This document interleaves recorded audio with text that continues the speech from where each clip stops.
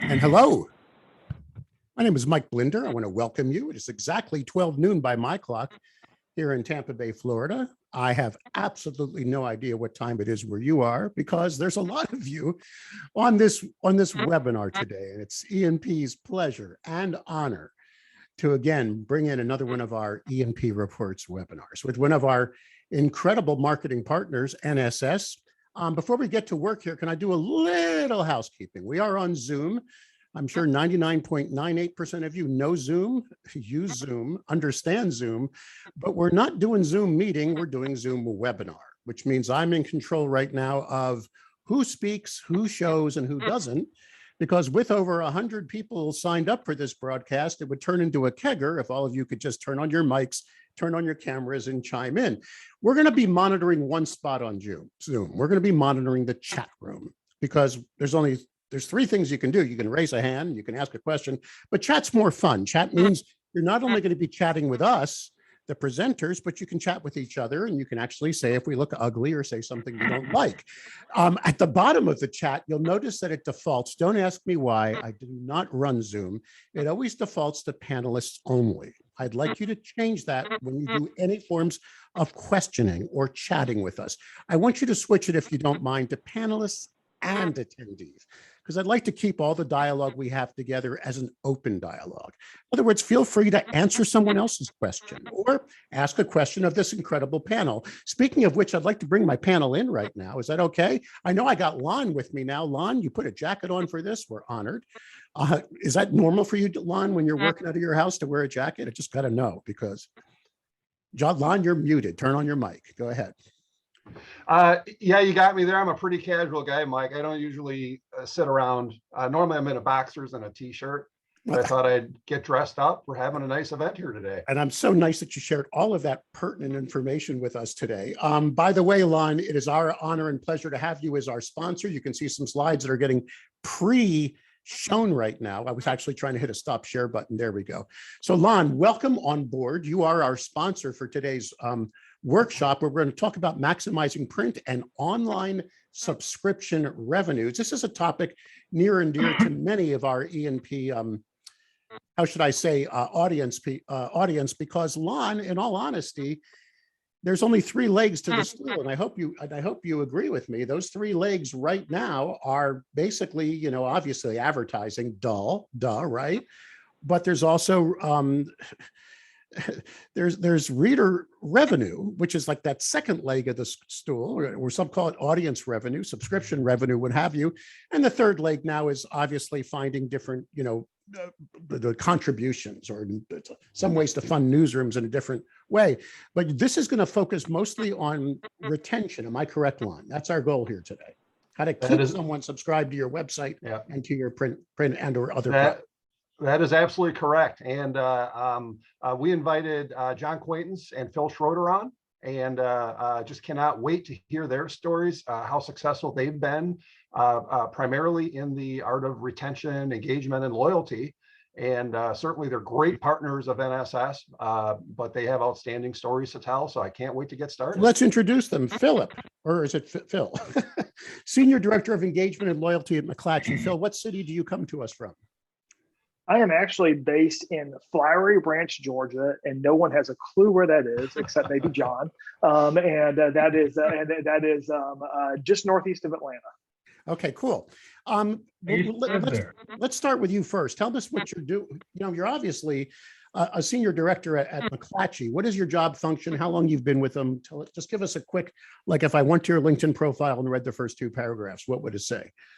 Yeah, I've been with McClatchy for 14 years now, been in the newspaper industry for just over 20 years. With McClatchy, I focus on print and digital retention for both of those subscriber types, and also how we better engage those customers as well with all of our different products, from the website to e-edition to apps, sort of just, and we focus on all of that across all 30 of our markets. All right, that's very cool. Let me then bring in John. John Quaintance, you are the VP of Circulation for Six Rivers Media, obviously slightly smaller company than McClatchy. Am I safe in saying that, John? Yeah, much smaller. We are a small family-owned group, formerly known as the Sandusky Newspaper Group, as some people may have.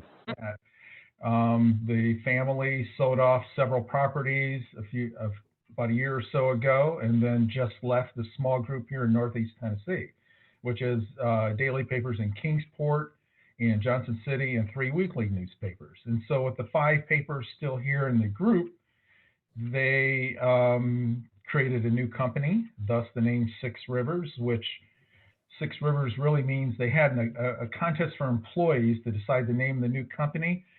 And there are 6 major rivers which flow through the market. And I don't ask me to name them all now, but that's how the name of the company was formed. Did you know that my first client, when I went off on my own in 1999 to start consulting newspapers, was Sandusky Newspapers and David Rao. And I came to Kingsport and Johnson City, I'm sure at least 50, 60 times. I want to say one thing. I was the first guest at that beautiful resort in Kingsport, the one right off the highway. It is, yeah. And the other thing I wanted to say is you are the most expensive airport in the United States of America to fly into. Yeah, I can fly to LA. Yeah. It's called Tri-City. What? It's a great market. It's a nice change of pace working for a family group. I'm an old Gannett guy at heart. I had 23 years with Gannett, and then with Freedom Newspapers, which changed after that when Freedom split up. And so it's good to be here. I'm honored to have you, sir. Okay, so let's stay with you then, if we may, John. Talk to me a bit about what is your current subscription circulation model? What are you guys doing? What's the goal? From a retention standpoint, actually, it all started a few years ago. I reduced our grace days, from 28 days down to 21 days, which was kind of a risk. But with that, I knew that I needed some retention support. So I had some programs with some internal calls with CSRs and some other managers. And after several months, that didn't go very well. So I was able to work with a company called Match the One, which Match the One had to close and shut down. And we set up through them some subscriber management emails. They were emails which went out at different points during the subscriber journey, 28 days before they expire, right before they expire, post-expire, afterwards. It was a very effective program. And that worked until earlier this year when Master One had to close and shut down. And so I was working with London and NSS. And initially I contacted NSS just because I wanted to set up landing pages for my newspapers, because what we originally had was clunky. Nobody could find it, couldn't use it. So we set up the landing pages, which worked great, got some starts, made it much easier for our customers. Then we started in with the process with the subscriber management emails through NSS, which was much easier, much better. And the added bonus with it is that each customer, they had their own landing page that they could go to. They could process their request, whether it's a renewal or whatever, and that information come back to us. And it just really worked out well. And just recently, I've taken it a step further, and we'll talk about this later, by adding SMS. Yeah, I want to get into that, of using all the different tools you're using. SMS text, definitely. But before we do that, let me switch. Definitely. Let me switch it over to Phil for a second. Phil, what is your story? What is the McClatchy model has been, is now, and overall goal when it comes to subscription circulation and retention revenue right now? Yeah, no, absolutely. And we are, as many companies are, moving more and more customers to digital, but still a large portion of our subscription revenue comes from print. So it's still a core part of our business model. Similar to John, and John and I did not rehearse this ahead of time.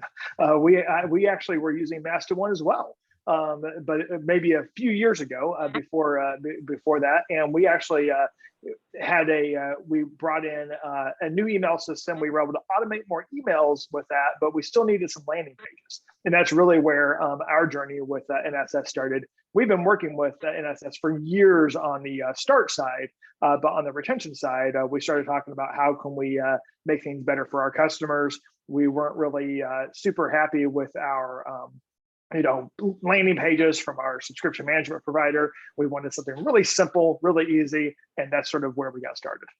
All right. So Phil basically took us into, John took us into the word of automation. Can I use that word? Lon, you'll have to make sure I'm using the proper term now. Basically, the goal is simple. You just don't want to have someone on the other end of the telephone, right? You want to automate the process in today's very digital world to make it easier and simpler to have touch points with your subscribers. Am I saying that correctly, Ron? Lon, that is the overall mission, automation, correct? Right. Yeah, we want to try to prevent the drag caused by creating manual emails, running manual lists, and having all kinds of people to push the go button. All right. So let's go back, if I may, then to Phil. Talk to me about this automation system you're using. How is it going? How popular is it, and how successful has it been? It's very popular because nobody has to touch anything once we get it set up. So we actually do the emails on our end. We have an email system on our end where we automate all of our email marketing. But then we are able to push everything over to NSS pages and actually create a variety of different campaigns, A/B tests, things like that on the fly. So for instance, if we wanted to test a new landing page for a customer that's in Grace, but they just went into Grace, we can set a little code at the end of the NSS URL that's going to go right to that customer's account information and be able to track that specific thing. So it's been very successful for us in being able to really harness the power of automation. We don't touch a thing, and everything just happens on the NSS side. The other advantage that we've had as well is in the last couple of years, we've been able to automate the flow right back into our circulation system. I'll go and tell everyone we use Naviga here, and we were able to automate that. So everything just flows via an API right back into Naviga. So literally our team touches nothing when a subscriber makes a payment. It's all seamless to us. How about you, John? What is the experience with you guys as you start getting into this automated world of email and SMS and automation? It's helped us a lot. As Phil said, it's very turnkey. You don't have to do anything. And as I said, I initially started with the landing pages. It's increased our starts overall. It gave us a new start channel.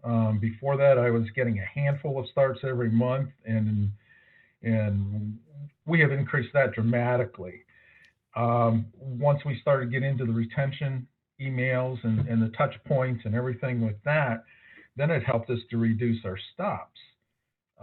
With our system, we have a varied rate program. We used to have Mather years ago, which is, right. Mather, you got varied rates. So we maintain the system after Mather, and I continue to do it just on our end manually. The rates are tiered. So we may have customers anywhere from $2.50 a week up to $5 a week or more. And the higher that rate is, the more we can maintain that average weekly rate, the more it helps us with revenue. And in this case, it really, really did. It helped us. Just give you a few things. Just compared to last year, our end of grace stops are down almost 20%, year over year.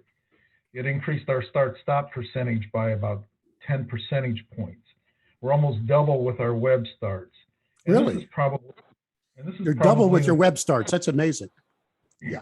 Yeah, and this is probably the most telling tale. As I said, with our business system, it's important to keep that average weekly rate high, because if we don't collect grace, that impacts the discounts, which comes off the bottom line. For us, by being able to touch that customer in multiple ways, get their payment, collect the payment while they're in grace, we're able to reduce that grace liability and just reduce that discounts. And for us, this is a pretty big difference. For my 2 daily papers, year to date compared to last year, we are up over $50,000 in discounts as compared to last year. It's an improvement of that. So by keeping the customer at a higher rate, collecting the payment from them, it also prevents us from losing them to maybe come back to a discounted introductory offer. keep that customer paying $5 a week and not have them come back to $2-3 a week. This is amazing. Yeah, so it all pays off, and it's a low cost too. Phil, anything to add to that? I mean, right now we're looking at a recent study that talks about the digital customer experience it's all about, I guess, just making it fun and easy for them. I mean, I don't want to dummy this down, Lon, but isn't it basically just giving them what they want? I mean, what's the secret to success was find out what they want and give it to them. Exactly. I mean, NSS has been around for 20 years.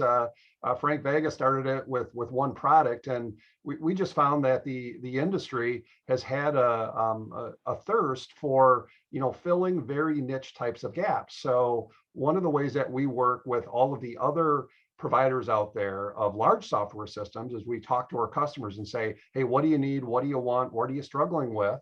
And Phil Schroder is a great example of that. In terms of hitting things like optimization, personalization, SMS text marketing, online acquisition programs, and so on. So our job's fun. We listen to our customers. They tell us what they need, and we help them develop a world-class solution. Well, Phil, why don't you add to that or augment it? Yeah. So similar to what John said, we do a lot of the same stuff. I can't share detailed numbers as far as money and things like that, but we have seen a lot of success. I'll tell you, our most recent success has been adding just a simple payment page. So when customers got a subscription bill from us, it would send them to our subscription management system, but the customer had to log in. There was always this is the customer actually able to remember their username and password, all these different pieces. So NSS basically created a page for us that's like kansascity.com/pay. That simple. We put that on every subscriber bill.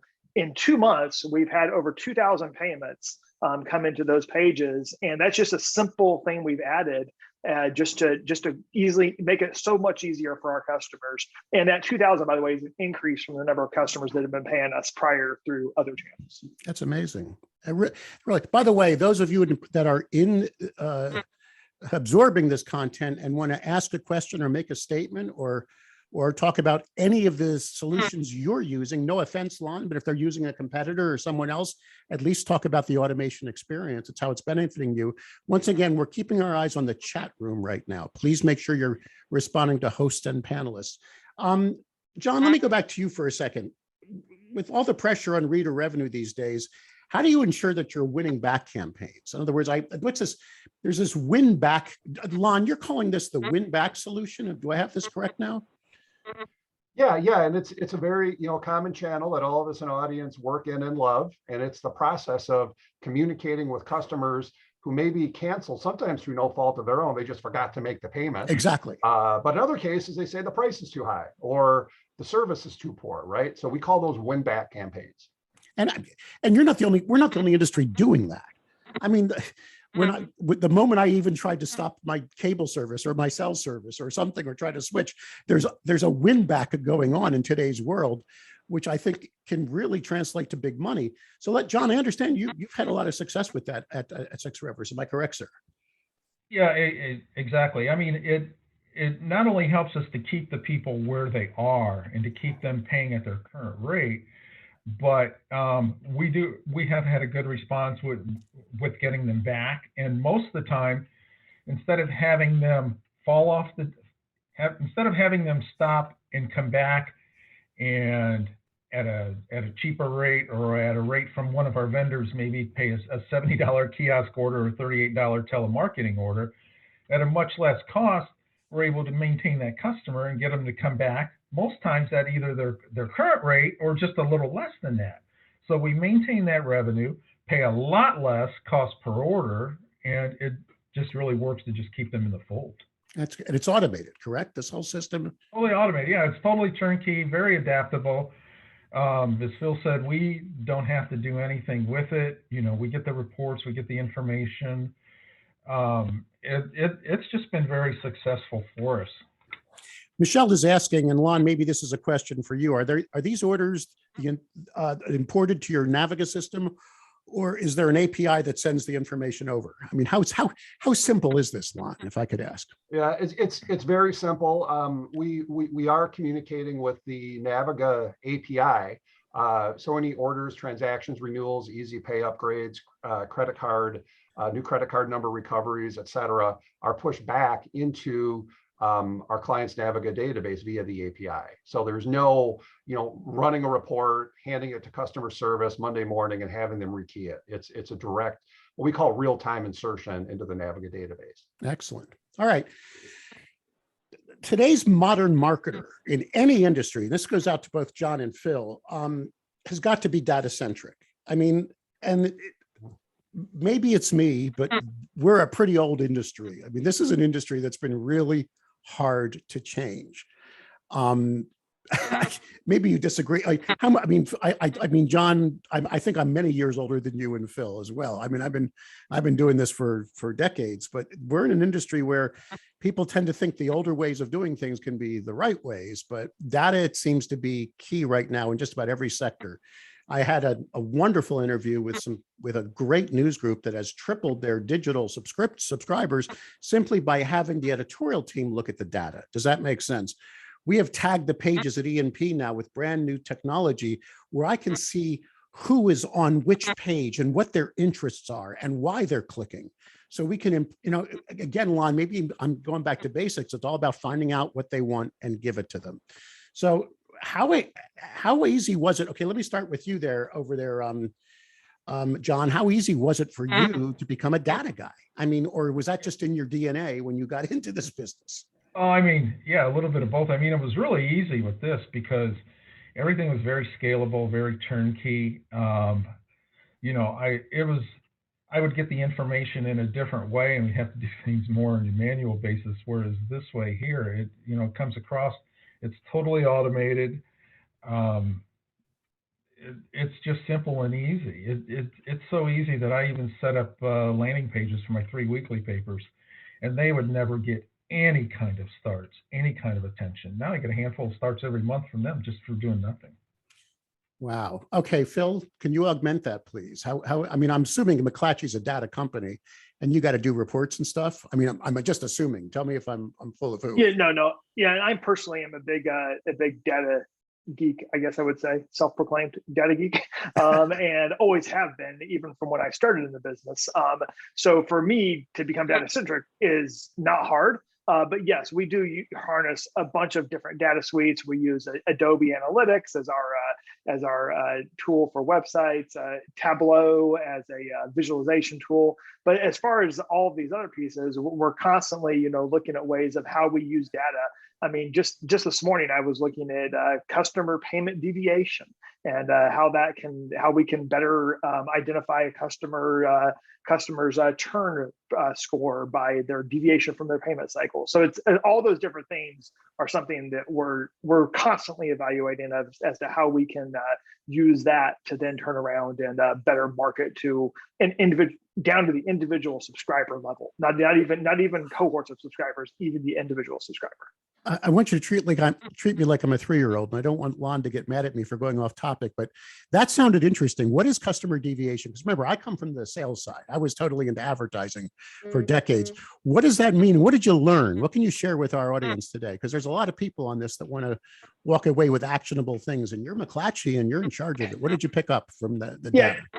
Yeah, so basically what I looked at was our number of subscribers and when they normally pay. So 85% of the subscriber base has made at least 10 payments with us. And we're looking to see how many of those customers have then deviated from their normal payment pattern. So let's say the customer always pays us 30 days before expire, but now they're a day behind or 2 days behind or 3 days behind or 14 days behind their normal payment pattern. What do we do with that subscriber group? So we're actually going to run some tests in the next couple of weeks of reaching out to these customers, before expire, which is something we normally don't do because we're treating those customers as, oh, well, they're going to pay us and we'll wait till they get into grace. Well, we're trying to, sort of head that off at the pass and reach out to these customers early. So we're going to target any customer that's 14 days past their normal payment pattern and go after those customers and try to see what we can do to capture them and capture that payment a little early and before they build up any kind of grace balance. So that's the angle we're going with. Lon, besides these two examples, are you seeing that as a trend right now across the many markets you're serving that are using your tool? Yeah, like I said earlier, we really invite the innovative audience entrepreneur. We believe that once a tool set is in folks' hands, that they will find more and more applications, more and more niches. To your point about data, about being data centric, once you have the data and an understanding of how to manipulate, filter, segment the data, we help personalize the communication, both the outbound communication, whether it's the SMS text message or the inbound response channel, the personalized landing page. Everything is personalized down to a T, and it's interesting working with John and Phil because they're really helping us push that envelope. I guess that's the key right now. Let's move into the lifestyle. The subscriber life cycle and the marketing touch points. John, this is for you.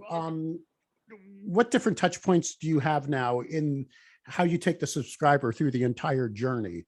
At whatever stage they are in the funnel?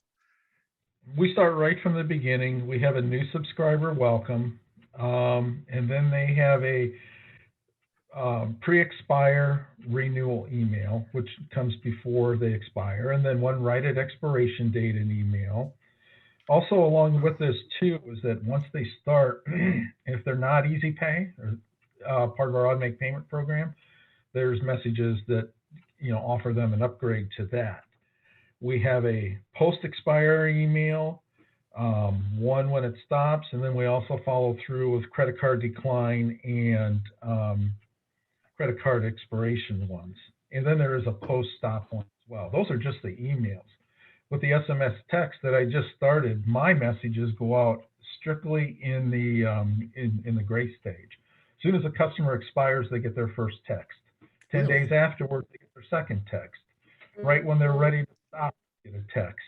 And then they get a win-back text 28 days after they do stop and fall off the end of the earth to try to get them back, along with credit card decline and credit card expirations. So it helps. Hey, and John, are you doing the same? I mean, Phil, are you doing the same stuff?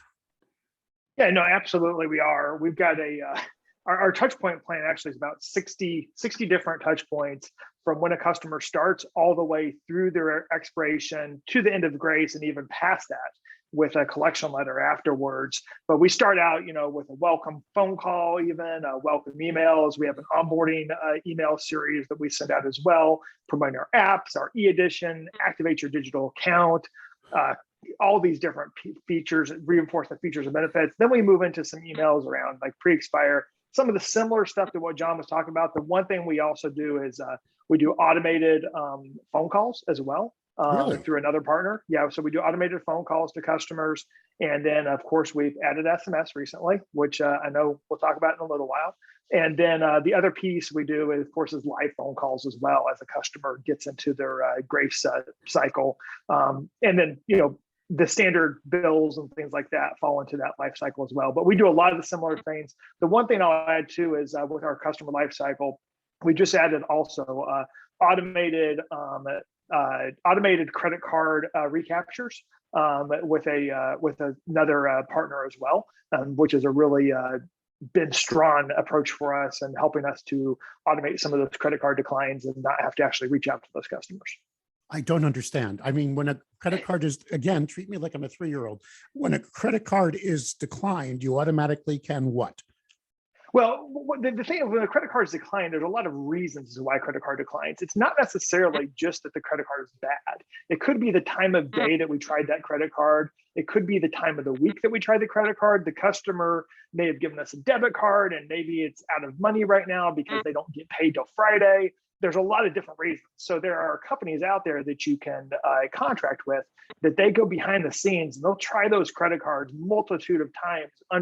They understand the algorithms around when the best time is to try these cards. So we do that. In addition to all of the other things that we do around credit card decline.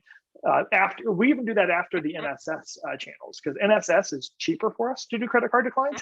Then we go with this third party. Ah, there you go. Let's get into cost savings.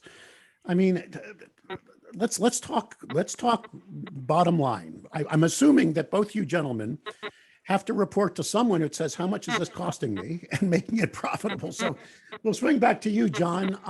How is all of this really helping marketing costs? I mean, is it costing you an arm and a leg to do this? Yeah, no, it's not. It's as I said, it's very turnkey, very easy. It's actually for a customer that sends back, that wants to renew their subscription, it cost us $2.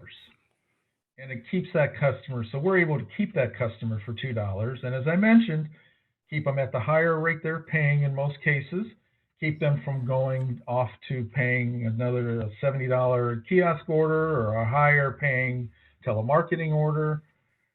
That's the beauty of it. There's no setup cost. You don't have to pay for the company, for NSS to set everything up. It's just, you pay for the cost and that's it. All right, Phil, what's your bottom line looking like? Is everybody happy? Yeah. Everybody. Oh, so Phil, go ahead. Yeah, no, absolutely. Everyone is happy. I can't share their rates because Lon would, of course, come after me later. But it's very affordable. It's much cheaper to use an NSS landing page than to have a person pick up a phone and call someone. And it's much less intrusive as well for the customer. It's a very simple solution. What about exactly? Well put. Lon, what do you want to add to that? I mean, how do you keep these costs so low for these guys? Is it all just automation? Is it all simply just designing some really great stuff in the background that doesn't require a whole mess of human interaction? Yeah, it definitely is automation. The average lift rate from a personalized landing page, Mike, is about 19%, depending on the application. And maybe in a second, we can pop that graphic about like where we see e-commerce heading over the next 10 to 15 years. We're very bullish on e-commerce and the automation that results in it. So yeah, there are literally 50, 60 different programs that we actually have live across different partner sites, everything from credit card collection to a renewal with balance due, without balance due, with half the balance due, with in some cases an activation fee and other types of line item fees that a subscriber might typically see on a bill that can be replicated and then automated onto the e-commerce landing pages. So you referred to a specific slide. Is this the one you wanted to talk about? Yep. This is it. What am I looking at here?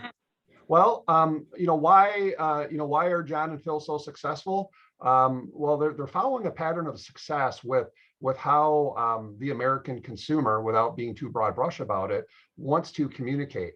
In the prior slide, we saw that 73% of the people surveyed would wish that the brands with which they do business provide a more personalized one-on-one experience.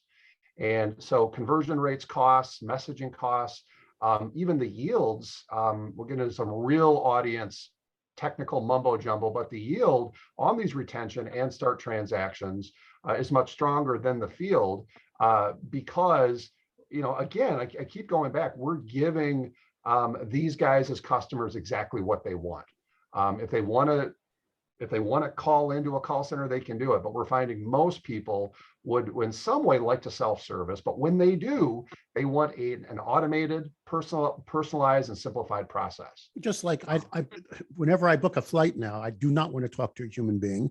Whenever I mean, I don't want to talk to a human being if I don't have to for any kind of transaction in today's world. And it seems to be that America is like that now. And I think that's what we're seeing a trend towards. Make it simple, make it easy for me to do the transaction. Lon, help me with a question I have right now. And you know that our audience is all over the place right now. We have CEOs and CFOs from some of the top media companies in the world registered for this. And we have people who are one-stop shops. Do you know what I mean? You got a guy who's running a small operation. He's doing editorial, he's doing sales, he's doing circ, he's doing it all, he or she. My question to you is, do I have to be geeky and nerdy to do all this, or is this just simple and easy to do? Can I automate if I just don't even have a knowledge of how to implement this? How simple can this be? Yeah, it can be as simple as a quick phone call, a 20-minute call. We will lay out what the standard retention flow is. And 9 times out of 10, folks point at and say, yep, that's what I want to do. A week later, we have you live. Let me get into another topic here. This is for John. Could you tell me how you're leveraging customer satisfaction? Are you doing surveys? Are you improving delivery service? Are you finding out where their happiness is and their pain points are and fixing it, John, over at 6 Rivers, excuse me. How many rivers are there, John? I forgot. 6. Sorry, I said 7. Go ahead. A lot of customers aren't happy now because, like a lot of other properties, we're faced with the labor shortage and the open route situation. Yeah. So where it helps from that standpoint is when a customer files a complaint with the newspaper, we automate and as a follow-up. This gives us specific information back from the customers. Then I take those and either I follow up, some of my managers, customer service reps, but then we take that back and we follow back up with the customer. We'll follow up with the managers and the people at hand, the ones who are right, on ground level to try to fix the problem. And because that's really what it's all about. Customer service is not just handling the information and taking the customer's information. It's about fixing the problem and, handling the solution. And that's where those emails help us. It gives us a survey back and it gives us that information, more information to follow up on. Lon, are other clients of yours taking advantage of that and truly seeing where the pain points are and how they can improve everything for their customers? Yeah, for sure. We have clients using, some very focused techniques involving, higher risk starts like kiosk starts, door knock starts, things with higher churn and lower yield. And we can actually get feedback about the sales process. But B, when that high risk start comes up for its first renewal and second renewal and third renewal, you can be in a position to find out a little more about that customer and certainly do your own propensity scoring for churn, because we can understand a lot about asking customers what they think. Do you intend to renew? If not, here are 3 reasons why. Could you tell us? Almost like and we're going to get to this, but stop save. It's almost a precursor to stop save by learning ahead of time, this, that, and the other thing. But the point is that a simple survey can tell you a lot about a customer's intention to renew or not renew. There must be some people who just don't want to see the data, though. They just prefer not to know they have problems they have to fix. But Mike, just to add to that, some of the things they tell us we almost don't want to hear, but exactly. Like you'll get a case, customer may file a complaint because they missed their newspaper one day, but the message they send back in the survey will say, this is the 3rd time in the last 6 days or the last week that I've been missed. Plus they'll go on and something else. So most cases, they give us back more information to help fix the overall problem that they didn't mention when they called the newspaper to complain in the first place. Exactly. And that makes a lot of sense. I mean, we just can't keep putting our head in the sand. We've got to step up our game. Let's move on to this SMS stuff. I understand, John, you're new at it. You just implemented the SMS text capabilities where you're communicating with your customers from via their mobile devices. I understand, Phil, you're an old hand at this right now. Am I correct? You've been doing this for a while? I don't know if old hand is the correct word. We've been doing it for about 5 months. Okay. So I guess that's an old hand, maybe compared to John. But yeah, we're super excited about this. You know, we're doing retention messaging, both for customers in grace, customers that are pre-expire, the customers that have credit card declines. That's been one of our more recent offerings, and we're having tremendous success. Our conversions are actually better than what we see via email. So we're having a higher conversion rate than what we see on the email side.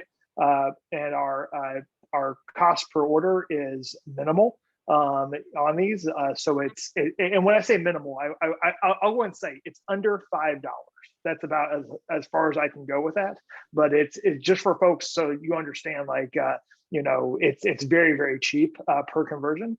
And we're just really excited about it. And so far, we have very little feedback from customers as well as to, you know, why am I getting this text message or anything like that. We haven't gotten complaints or anything like that. It's very, very seamless solution. And you offer you offer them the quick way to stop messages by simply responding with stop, just like my airline does, my chiropractor does, my dentist does, and even the guy that comes in, sprays my lawn, sends me a text before he's coming to warn me to get the dog off the lawn. I think we're all used to that now, aren't we, Lon? Is this just a society now where people prefer to get a quick text message? Yeah, we follow that really closely, Mike, as you might imagine. This is part of the category of mobile messaging, and there's a lot of ways to accomplish that. And you know, we're just delighted that our clients are having so much success with it, and really communicating with their iOS or Android device is probably the most intimate way to communicate with your customers on a one-on-one basis. So that it becomes very, very important to become data-centric. And again, we help you with that. We help you to build that data-centric model and then use that data to send out appropriate messaging. We really don't want to send ads out from the car dealer, or we don't want to send out this, that, or the other thing. We want to place that relationship of their mobile inbox in a very high priority manner, so that we're communicating with them about their subscription renewal, their expire date, maybe their credit card declined, and things of that nature, so that we can keep these customers loyal and engaged. It's amazing. I mean, and it seems so easy. It just took the industry time to get to this level. We should have been doing this, I hate to say it, a few years ago, it sounds like now, because maybe one of the problems we've been having is just not being customer centric. Am I saying that correct, Lon? It's just time to say it's all about the customer. Yeah. No, and we talk about this a lot, and Phil and I, we've talked about it, and this kind of feels the same point where the industry was 10 years ago, when they sat around and had a similar call to this one we're having today and saying, gee, should I get into email marketing? And now look at the world. And now we're having the same conversation about SMS text marketing. Geez, I wonder if we should get into SMS text marketing. Lon, let me jump in there though too. The other blocker has always been, in the past, someone asked this question, don't you need permission to text? Not necessarily. Okay. First advice I'm going to share is talk to your own legal counsel, okay? I am not sharing legal advice, okay? I'm just sharing what we've decided to do here at my company. So talk to your own legal counsel. However, there was a Facebook lawsuit that went to the Supreme Court a few months ago that actually, where the justices ruled in favor of Facebook for being able to reach out to existing customers if they've given you their phone number, their cell phone number as a primary means of communication, that you could text them, because that was a new way of doing business. And so that's where we are now texting customers due to that positive finding. And we do offer everyone the chance to opt out. And I see another question here. Have we found that subscribers complain about it? I've had 0 complaints at all. I've had no complaints from our call center. Nobody. Yeah, that's amazing. And I can assure you, our call center would be telling me immediately if they heard a complaint, and they've heard nothing at all. It's amazing. We really are a mobile society. I guess that just goes without saying. And we're just doing the obvious now. Lon, I applaud, I got to say this, and I know you're a customer of ours, full disclosure, you are the sponsor of this webinar, but I'm very impressed and how you put so many different technology pieces together to just make the customer feel loved. Am I using the right term, Lon? I mean, just Yeah, well, it's easy when you have a great team. Many of my team members and colleagues are on the call soaking this all in. So I want to give a great shout out to them, and to do things in the right way and not necessarily the easy way. It's very refreshing. So anyone who's on the outskirts wondering what NSS is like, talk to John, talk to Phil offline. I'm sure they'd love to chat with you, but we have a very refreshing perspective on the industry. We're very optimistic about it. It's truly one of the best jobs I've ever had, helping folks, solve their audience problems. Again, it goes back to, I guess it just goes back to being smart. I mean, there's so many different things we have to do right in order to gain reader revenue. One of which is have a damn good product, right? Number two is make sure that we're serving our community properly. And number three is embracing the customer of all levels, whether it's advertising or a subscriber or what have you, as someone special. It sounds like you're helping us in one of those levels right now. Right. I want to stay with Phil for a second because I want to go back and explore Stop and Save one more time. I found this graph. Lon, maybe you can help me. I mean, there's actually steps to it. Am I correct on the stop intervention? Could you just, maybe I'll stay with Lon on this for a second. Yeah. And Phil has really taken this product and really ran with it. So I can't add anything over what Phil will share with you. However, I just maybe want to set the table real quickly for a moment. Not too long ago, there was some sweeping policy changes from Visa, MasterCard, American Express that really placed this business of the online cancel button kind of front and center. Many of the sectionals and newspaper associations tackled it, and we're happy to see that so many of our partners are utilizing the NSS Stop Save intervention portal. And that's what this is. I'm looking at now. This is the exactly. Okay, go ahead. It is an intervention portal. It works great on desktop. It works great on mobile, smartphone, tablet, you name it. And it allows a customer that initially thinks they want to cancel or stop their subscription with options to do so. At the end of the day, we listen, say, hey, tell us why you want to cancel. And then we provide mitigation options that make sense with that. They can be tweaked, they can be optimized, but the idea is that if someone is complaining the service is bad, how are we going to mitigate that stop? Well, we're going to do this, that, or the other thing. And I'll let John and Phil kind of talk about, what they're doing in that regard. Same way, if the price got too high, maybe there was a big renewal increase. We have a way of segmenting different pricing to those various stop reasons. And at the end of the day, we're running about a 20 to 30% stop save rate. And that's high level. And then any stops we do get, you can also automate the future stop the stop recovery on that. Stop the stop. I love it. John, what do you want to add to that? Well, we really haven't gotten to this program yet, so this is probably a little more Phil. Okay. I hold off until we got settled with everything else. So I'll have to refer to him for that information. Phil, you are using the Stop Save interface now. Is it working, and how well? No, absolutely, it's working. And this was the brainchild of me and Frank Vega in a conversation we had a couple of years ago. Really? It just took a little while to get running, but I'll just say this: Frank's a visionary, and we love working with him. So for those who don't know, Frank is Lon's boss. So hey, Frank, good to see you. But anyway, the online stop save portal is something that we really wanted to see how we can improve saving stops from emails in particular. If someone calls our call center, we see a 60 to 70% stop save ratio when someone talks to a rep. But if they email us, we don't get we weren't saving anyone at all. Like the customer, you just couldn't save them by email. So what we did was we put a we put something in place on our websites where a customer can actually say, hey, I'd like to cancel my subscription. And when they do that, it points them to these pages. On these pages, we have a variety of ways that a customer can then change their subscription. Like, let's say they're moving, do they want to switch to digital? Is the price too high? Do they want to look at a lower price point? Are they too busy? Do they want to change to a different frequency? And all of that is driven through the data that NSS has on that customer. So if someone's a 6-day customer, we only have 6-day customers here. We don't have a Saturday newspaper at McClatchy. So if someone's a 6-day customer, do they want to downgrade to Sunday only? Or if they're Sunday only, do they want to downgrade to digital?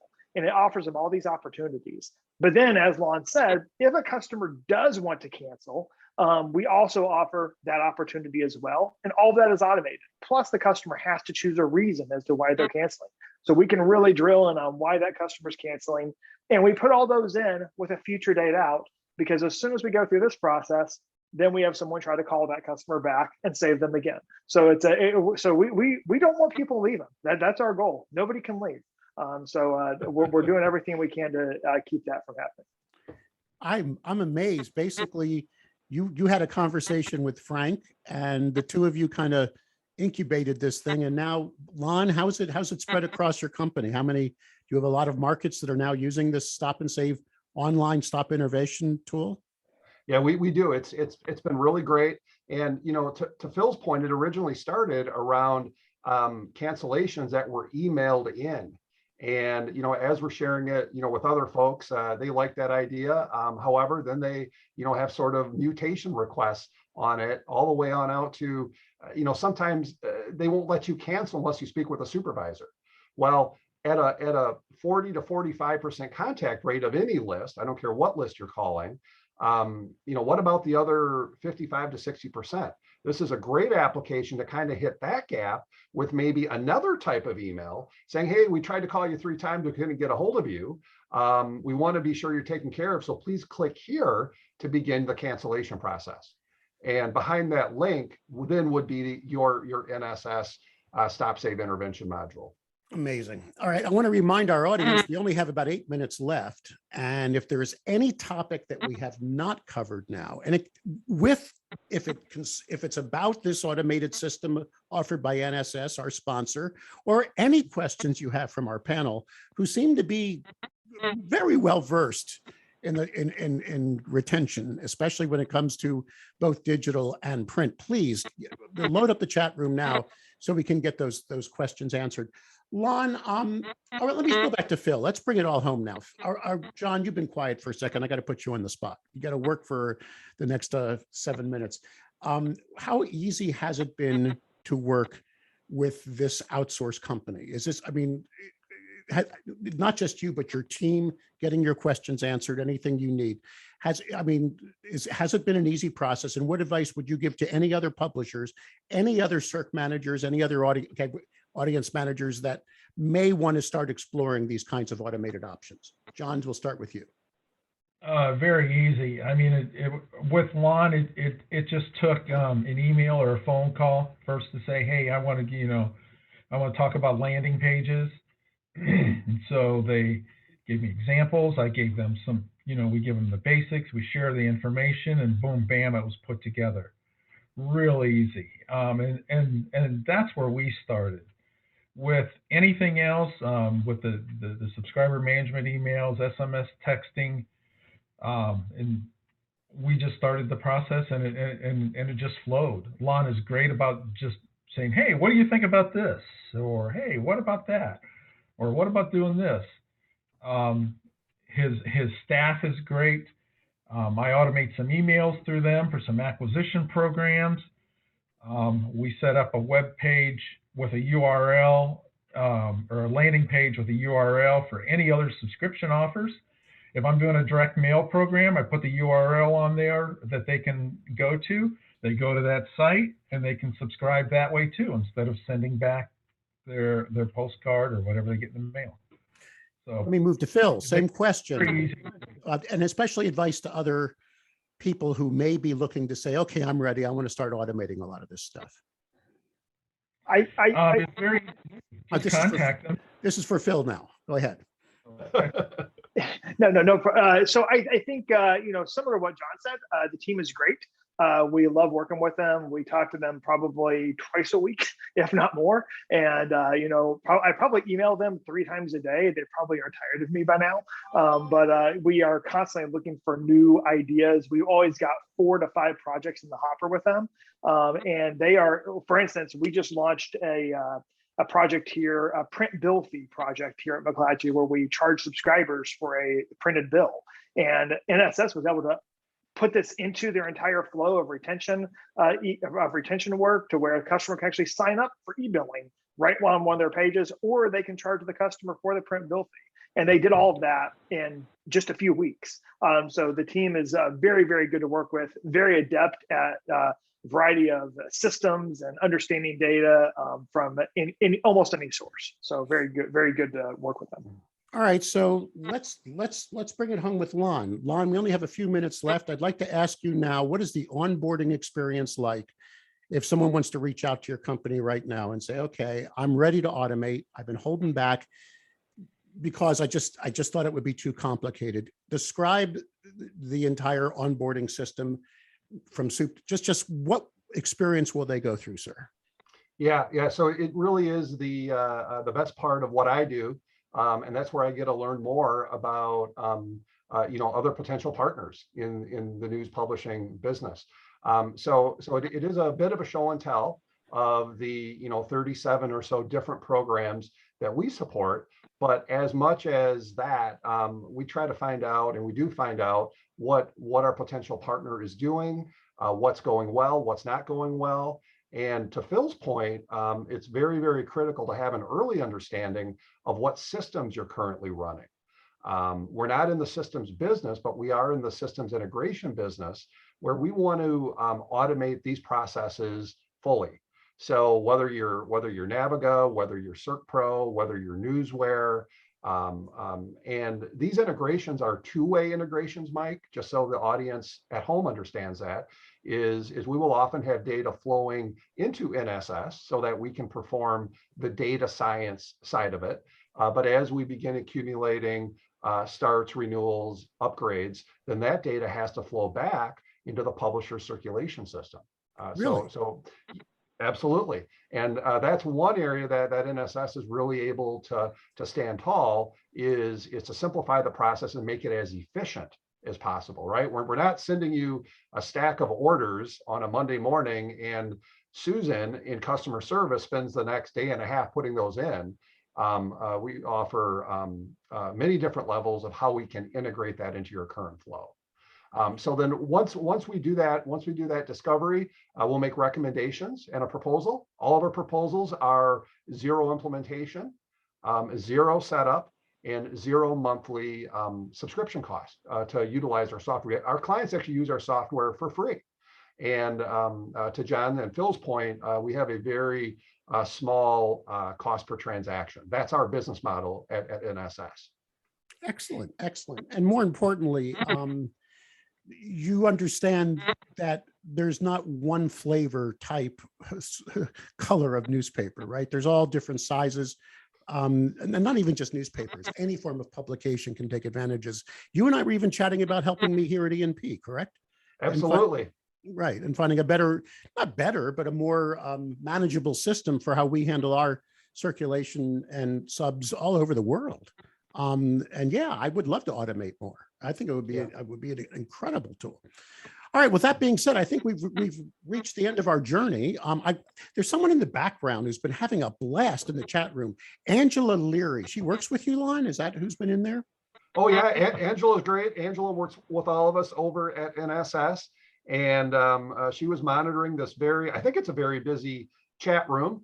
It has been, yes. So we could stay focused on the conversation. So a shout out to Angela and Frank as well. Frank's been contributing to the chat room. It almost is hard keeping up with it, but I'm glad somebody was fielding the questions as they came in. That's great. I also want to thank our panelists today, because I know you guys are busy, and you came out to talk about one of your suppliers who are Lon's customers. So John, congratulations on the success you're having at the old Sandusky, the new 7 rivers. Did I have that right? Six River. 6 River. I'm kidding you. Of course, I know it's 6 River. I couldn't name them either, but I do know you're one of the prettiest spots in the world. And I remember one of the best views I ever had was coming in on a commuter plane into Tri-Cities Airport when the leaves are turning. Are you at that time of year right now, or is that the color past? We are. Yeah, it's just starting to. I was at my Johnson City office this morning, and on the way back along the interstate, the leaves are changing, and it is just gorgeous. It really is. If you have not visited the Tri-Cities, it is just the friendliest people. Yeah, I know you guys think you have the best barbecue, but everybody says that, so forget it. But it's just some of the nicest, wonderful people, great place to just relax, play golf. There's a wonderful resort there. And if you're into the fast cars, right, NASCAR, there's just a small little track over in the third Lake Bristol, but it's a great place.